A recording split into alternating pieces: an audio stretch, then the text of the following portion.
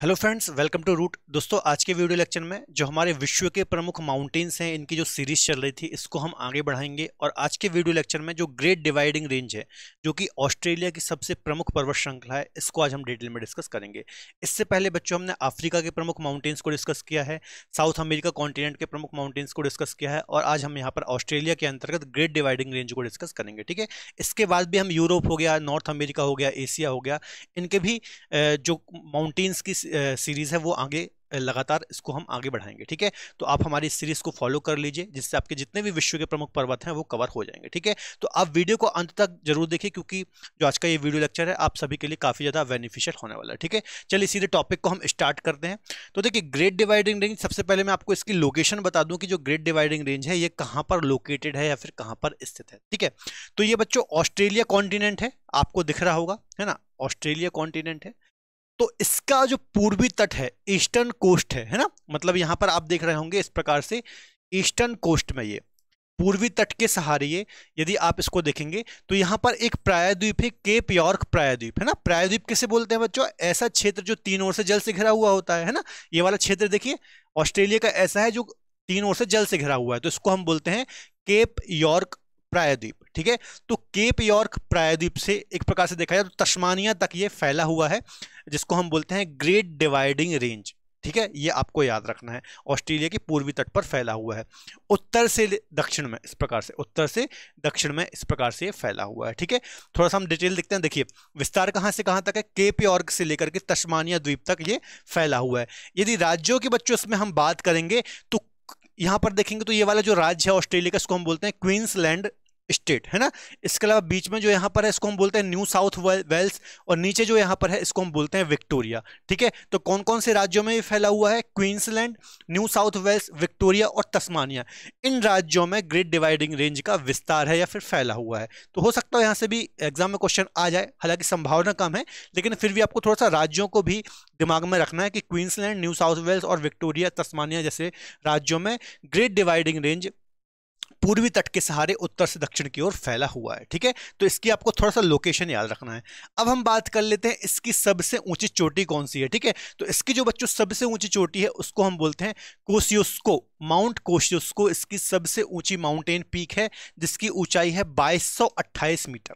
ठीक है, क्वींस जो इसका न्यू साउथ वेल्स राज्य है, यहां पर जो न्यू साउथ वेल्स राज्य है इसके अंतर्गत ये आती है, और इसकी और ऑस्ट्रेलिया, ठीक है, जो माउंट कोसियुस्को है ये पूरे ग्रेट डिवाइडिंग रेंज की भी सबसे ऊंची चोटी है, इसके साथ साथ पूरे ऑस्ट्रेलिया कॉन्टिनेंट की भी सबसे ऊंची चोटी है। ठीक है, तो ये काफी इंपॉर्टेंट क्वेश्चन हो जाता है, सीधा से यहाँ पे एग्जाम में क्वेश्चन आता है, ऑस्ट्रेलिया की सबसे ऊंची चोटी कौन सी है या फिर ग्रेट डिवाइडिंग रेंज की सबसे ऊंची चोटी कौन सी है?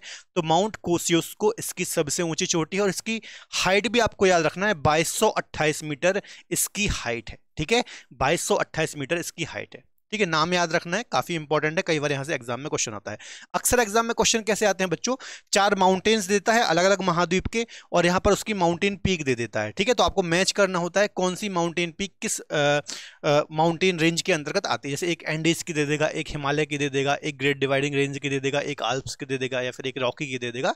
तो इनको आपको नॉर्मली मैच करना होता है। ठीक है, तो माउंटेन पीक और उसकी हाइट तो आपको पता ही होना चाहिए। ठीक है, तो क्या क्या देख लिया हमने? सबसे पहले कहां कहां फैला हुआ है, तो केप यॉर्क से लेकर के तस्मानिया तक, ये जो आपको यहां पर दिख रहा है इसको हम बोलते हैं तस्मानिया। ठीक है, तो केप यॉर्क से लेकर के तस्मानिया तक फैला हुआ है, क्वींसलैंड, न्यू साउथ वेल्स, इसके अलावा विक्टोरिया जो इसके राज्य हैं वहां पर ये फैला हुआ है। माउंट कोसियुस्को 2228 मीटर इसकी सबसे ऊंची चोटी है। ठीक है, इसके अलावा इसकी लंबाई कितनी है? तो लगभग 3500 किलोमीटर की लंबाई में बच्चों ये फैला हुआ है। जैसा कि आप देखेंगे पूरा पूर्वी तट ये कवर करता है इस प्रकार से, है ना, उत्तर से दक्षिण की ओर, तो लगभग 3500 किलोमीटर इसकी लंबाई है। अब लंबाई इसकी इसलिए इंपॉर्टेंट हो जाती है बच्चों, क्योंकि विश्व की ये तीसरी सबसे लंबी पर्वत श्रृंखला है। ठीक है, इसके पहले कौन कौन सी है? तो इससे बड़ी है एंडीज, ठीक है, जो कि सबसे बड़ी है। इससे पहले जो मैंने आपको लेक्चर कवर कराया था उसमें मैंने आपको एंडीज माउंटेन को ही स्टडी कराया था, तो वो वाला लेक्चर आपको प्लेलिस्ट में मिल जाएगा, वो आप जरूर देख लीजिए, क्योंकि वहां से भी काफी ज्यादा एग्जाम में क्वेश्चन आते हैं। तो एंडीज की बात करेंगे तो करीब 7000 किलोमीटर इसकी लंबाई है। दूसरे नंबर पर आता है रॉकी, जो कि नॉर्थ अमेरिका कॉन्टिनेंट के अंतर्गत आता है, इसकी लगभग 4800 किलोमीटर लंबाई है, 4800। और तीसरे पर आता है ग्रेट डिवाइडिंग रेंज जो कि ऑस्ट्रेलिया कॉन्टिनेंट में है, और इसकी लंबाई की यदि बात करेंगे तो करीब 3500 किलोमीटर इसकी लंबाई है। ठीक है, तो ओवरऑल विश्व में बच्चों तीसरी सबसे लंबी पर्वत श्रृंखला है, इसलिए भी ये इंपॉर्टेंट हो जाता है। ठीक है, तो एग्जाम में क्वेश्चन आएगा, इस प्रकार से क्वेश्चन आएगा, देखिए आपको 3-4 माउंटेन रेंजेस के नाम दे देगा, पर्वत श्रृंखलाओं के नाम दे देगा, और उसको आपको जमाना पड़ेगा आरोही या फिर अवरोही क्रम में। ठीक है, कि कौन सा सबसे बड़ा है फिर उससे कम लंबाई वाला कौन सा है, तो इस प्रकार से आपको सेट करना होगा। तो याद रखना, सबसे लंबा एंडीज है करीब 7000 किलोमीटर, सेकंड पर रॉकी आता है, नॉर्थ अमेरिका कॉन्टिनेंट के अंतर्गत ये है, इसके अलावा थर्ड पर आता है ग्रेट डिवाइडिंग रेंज जो कि तीसरे नंबर पर आता है। ठीक है, तो इसी क्रम में लंबाई के साथ आपको इनको याद करना है, क्योंकि ये विश्व की 3 प्रमुख लंबाई के अनुसार दिखेंगे तो पर्वत श्रृंखलाएं। ठीक है, चलिए आगे डिस्कस करते हैं, इतना आपको क्लियर हुआ होगा। यहाँ पे मोस्ट इंपॉर्टेंट पॉइंट कौन कौन से हैं, तो सबसे पहले माउंट कोसियुस्को, ये बहुत इंपॉर्टेंट पॉइंट है, इसकी लंबाई भी आपको याद रखना है, और इन 3 माउंटेन रेंजेस के बारे में भी आपको याद रखना है, ये बहुत इंपॉर्टेंट पॉइंट है, यहाँ से कई बार एग्जाम में क्वेश्चन रिपीट होते हैं। ठीक है, चलिए आगे देखते हैं बच्चों, इसका एक प्रमुख पॉइंट क्या है कि जो ऑस्ट्रेलिया की सबसे प्रमुख नदी है मर्रे और डार्लिंग, है ना, मर्रे और डार्लिंग ये 2 अलग अलग नदियां हैं, एक सबसे लंबी नदी मर्रे है और उसकी एक सहायक नदी है डार्लिंग, और इनको साथ में बोलते हैं मर्रे डार्लिंग नदियां।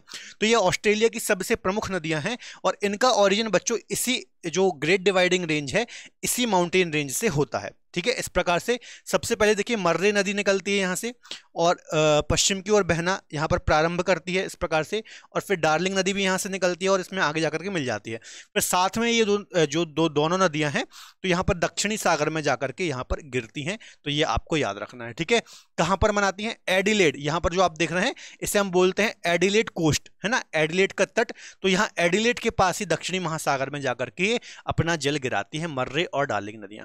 ये भी काफी महत्वपूर्ण नदियां हैं, हम नदियों की जो विश्व की प्रमुख नदियां हैं इनकी भी सीरीज स्टार्ट करेंगे, और जैसे अभी हम यहाँ पर विश्व के प्रमुख पर्वत कवर कर रहे हैं वैसे ही हम नदियां भी कवर करेंगे। ठीक है, तो आप हमारे चैनल को सब्सक्राइब कर लीजिए, जुड़ जाइए, और ज़्यादा से ज़्यादा लोग सपोर्ट दिखाइए, ताकि ये जो हमारा चैनल है ये भी ग्रो हो पाए। ठीक है, क्योंकि इसमें अच्छा कंटेंट मैं कोशिश कर रहा हूँ आपको अच्छे से अच्छा कंटेंट दूं, और एक एक करके ये छोटे छोटे टॉपिक आपके पूरे कवर करा दूं, है ना।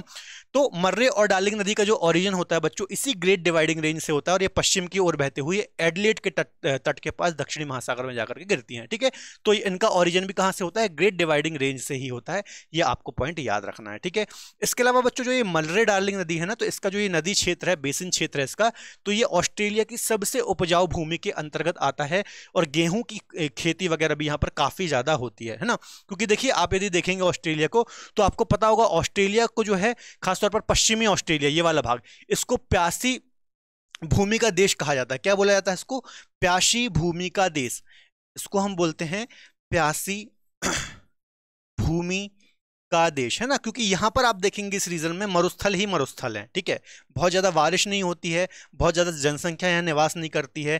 ठीक है, लेकिन ये जो मर्रे डार्लिंग वाला नदी का क्षेत्र है, इसका नदी बेसिन है, तो यहाँ पर काफी ज्यादा उपजाऊ क्षेत्र है, ऑस्ट्रेलिया का सबसे ज्यादा फर्टाइल रीजन है, यहाँ पर खेती भी अच्छी खासी होती है, तो ये रीजन भी थोड़ा सा आपको दिमाग में रखना है। ठीक है, चलिए इसके बाद अगला पॉइंट जो इससे रिलेटेड है उसको डिस्कस करने से पहले थोड़ा सा मैं आपको अपडेट देना चाहूंगा कि इंडियन ज्योग्राफी का मेरा न्यू बैच 1 दिसंबर से स्टार्ट हो चुका है। यदि आप में से कोई मुझसे इंडियन ज्योग्राफी पढ़ना चाहता है तो वहां पर क्रेजी जी के ट्रिक, है ना, हमारा जो क्रेजी जी के ट्रिक का एप्लीकेशन है वहां पर आप मुझसे पढ़ सकते हैं, ना, बहुत कम फीस है, न्यूनतम फीस हमने यहाँ पर रखी है ताकि ज्यादा से ज्यादा बच्चे कम फीस में लाभ ले पाएं। ठीक है, तो आप उससे वहां पर आप ज्योग्राफी पढ़ सकते हैं, इंडियन ज्योग्राफी। इसके अलावा वर्ल्ड ज्योग्राफी का भी कोर्स मेरा बहुत जल्दी वहां पर स्टार्ट होने वाला है, तो वो भी आप वहां पर डिटेल देख सकते हैं। ठीक है, इसके अलावा डिफरेंट सब्जेक्ट भी वहां पर कोर्सेज लाइव, जैसे पॉलिटी का बैच वहां पर शुरू हो चुका है ना, मैथ्स का बैच वहां पर स्टार्ट होने वाला है, इंडियन हिस्ट्री स्टार्ट होने वाली है, साइंस स्टार्ट होने वाली है, रीजनिंग, तो सारे सब्जेक्ट आप वहां पर इंडिविजुअल अलग अलग एक्सपर्ट फैकल्टी से पढ़ सकते हैं, उनसे उनका गाइडेंस ले सकते हैं। करना क्या है, प्ले स्टोर से आपको क्रेजी जी के ट्रिक का एप्लीकेशन डाउनलोड करना है, बाकी सारी डिटेल आपको वहां पर मिल जाएगी, है ना। तो इसके अलावा व्हाट्सएप पे ये नंबर भी है, तो यहाँ से भी आप क्वेरी कर सकते हैं।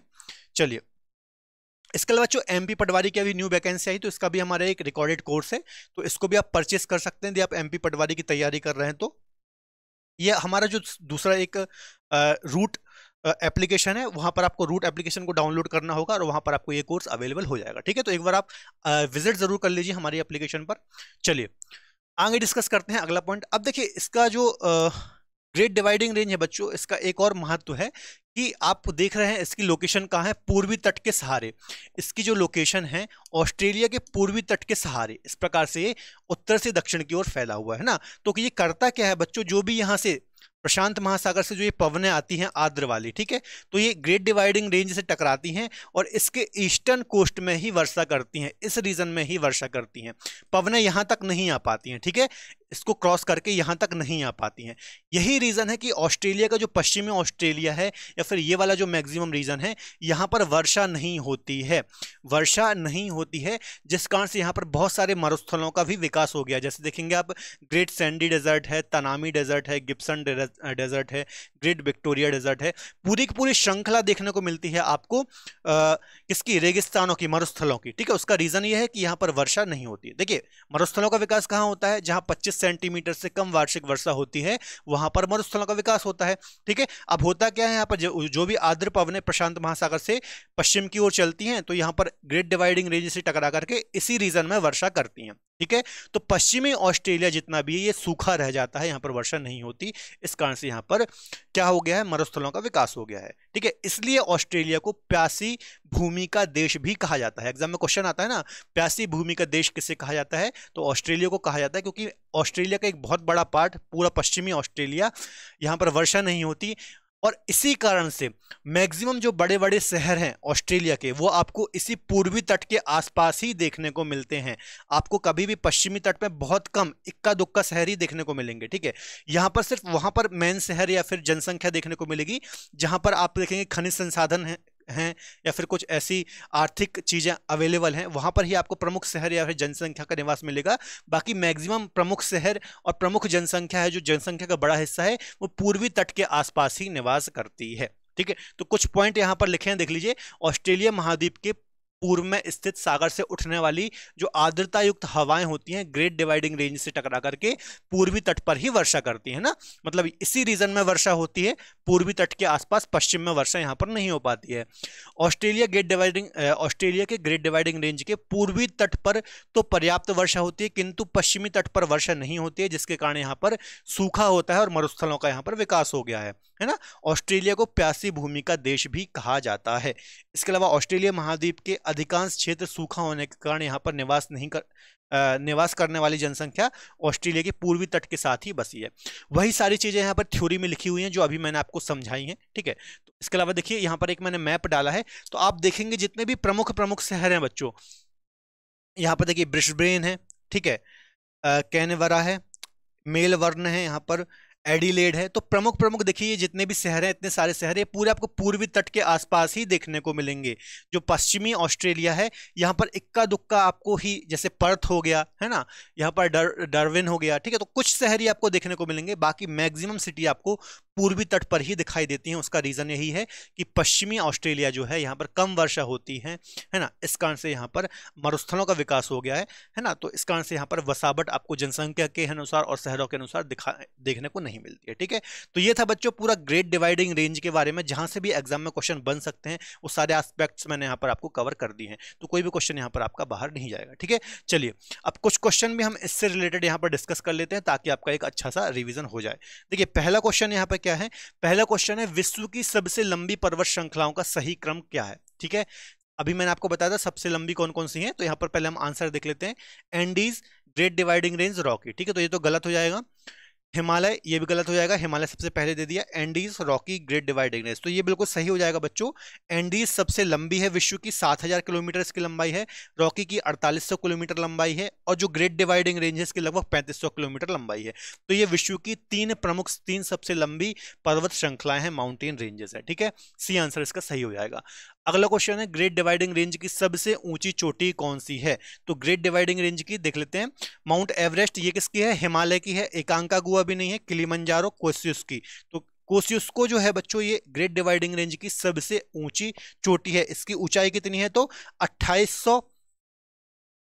2228 मीटर इसकी ऊंचाई है, ठीक है, 2228 मीटर इसकी ऊंचाई है, अभी मैंने आपको बताया था। अगला क्वेश्चन है ग्रेट डिवाइडिंग रेंज की लंबाई कितनी है, तो लगभग बच्चों इसकी लंबाई 3500 किलोमीटर है, क्योंकि विश्व की तीसरी सबसे लंबी पर्वत श्रृंखला है, तो उसकी लंबाई भी आपको याद होनी चाहिए, है ना। अगला क्वेश्चन है ऑस्ट्रेलिया के पूर्वी तट पर अत्यधिक जनसंख्या संकेंद्रण होने के पीछे क्या कारण है, तो अभी मैंने आपको बताया था ग्रेट डिवाइडिंग रेंज के कारण पूर्वी तट पर अत्यधिक वर्षा होती है, बिल्कुल सही बात है। पश्चिमी ऑस्ट्रेलिया में न्यूनतम वर्षा के कारण यहाँ पर मरुस्थलों का विकास हुआ है। ठीक है, तो दोनों ही कारण है यहाँ पर, तो 1 और 2 हो जाएगा, सी आंसर इसका बिल्कुल सही हो जाएगा। तो बच्चों ये 4-5 क्वेश्चन थे, है ना। एक और लास्ट क्वेश्चन है यहाँ पर, मर्रे डार्लिंग नदियों का उद्गम कहाँ से होता है? मर्रे और डार्लिंग नदियों का, तो ग्रेट डिवाइडिंग रेंज से ऑस्ट्रेलिया की सबसे प्रमुख नदियां हैं बच्चों, जो कि ग्रेट डिवाइडिंग रेंज से उद्गमित होती हैं या फिर इनका उद्गम होता है। ठीक है, तो ये 5 क्वेश्चन थे, मैंने 5 आपको कराए जहां से एग्जाम में क्वेश्चन आ सकते हैं या फिर इस टाइप के क्वेश्चन यहां से बनते हैं। बहुत ज्यादा इंपॉर्टेंट पॉइंट इसमें नहीं है, माउंटेन पीक हो गई, इसकी लंबाई हो गई, तो ये 2-3 पॉइंट ही एग्जाम में बार बार रिपीट होते हैं यहाँ से। ठीक है, तो आई थिंक बच्चों ग्रेट डिवाइडिंग रेंज जो माउंटेन रेंज है आपको अच्छे से समझ में आई होगी। इसके अलावा कोई भी डाउट होता है तो आप मुझसे कमेंट में अपना डाउट पूछ सकते हैं, मैं आपका रिप्लाई करूंगा इसका। ठीक है, तो फिलहाल आज के लिए इतना ही, मुलाकात होगी अगले बेहतर लेक्चर में। यदि आपको आज का वीडियो लेक्चर पसंद आए तो प्लीज़ वीडियो को लाइक करें, इसके अलावा अपने दोस्तों के साथ शेयर जरूर करें। इसके अलावा बच्चों यदि आपको वीडियो पसंद आता है तो वीडियो जरूर लाइक कर दिया कीजिए, क्योंकि क्या होता है इससे हमें थोड़ा सा मोटिवेशन मिलता है और अच्छा कंटेंट आपको देने में हमें थोड़ा सा मोटिवेशन मिलता है। ठीक है, तो मिलेंगे अगले बेहतर लेक्चर में, तब तक धन्यवाद, अपना ख्याल रखें, टेक केयर।